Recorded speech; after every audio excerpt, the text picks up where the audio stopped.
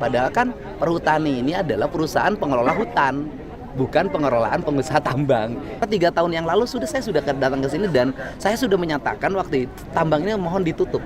Karena masih berjalan Pak tetap. Saya kan waktu itu belum jadi apa-apa Pak. Gitu loh. Pak, terkait air, terkait sungai yang tercemar ini gimana Pak untuk coba limbah itu Ya Pak? begini, kan aspek pidananya nanti biar Polda yang mendalami.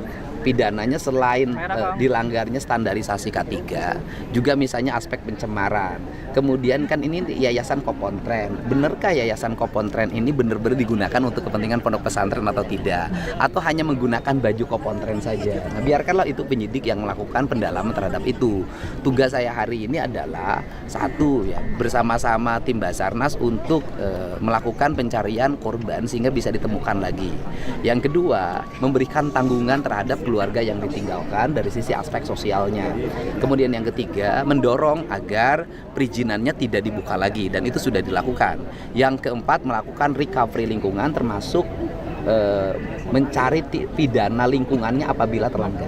Kang, artinya ini setelah adanya kejadian ini seluruh aktivitas tambang di Gunung Kuda akan ditutup? Semuanya sudah tadi malam sudah ditutup. Berarti Dan tidak akan ada lagi? Ya, tidak akan saya buka lagi. Berarti permanen? Ya sudah, saya tidak akan saya buka lagi. Pak Gub, untuk terkait pemulihan kondisi sungai yang akhirnya menyebabkan para petani harus. Ya itu akan kita recovery ya, karena kan PR kita terhadap kerusakan lingkungan di Jawa Barat banyak dan tindakan kita ini kan kadang-kadang berhadapan dengan masyarakat itu sendiri yang menginginkan tambang itu ada. Tetapi bagi saya hari ini saya lebih memilih konservasi, pengelolaan lingkungan, penyelamatan lingkungan daripada sekedar ekonomi. Pak, dampak kerusakan sudah berapa hektar kawasan penambangan di 3 yayasan? Ini kan yayasannya 30 hektar seluruhnya. 30 hektar. Ya kita setelah ini juga kita akan manggil Perhutani ya. Ini kan Perhutani ini banyak sekali areal-areal hutan yang berubah menjadi areal tambang. Padahal kan Perhutani ini adalah perusahaan pengelola hutan, bukan pengelolaan pengusaha tambang. Ini kan lagi-lagi dulu perkebunan itu menjadi PT sewa tanah, nah sekarang Perhutani menjadi PT sewa lahan untuk pertambangan. Nah ini perusahaan yang BUMN yang aneh-aneh ini segera memperbaiki diri. Ini dosa ini. Ini Perhutani Pak. Saya mau panggil Perhutaninya dan paling utama tata ruang.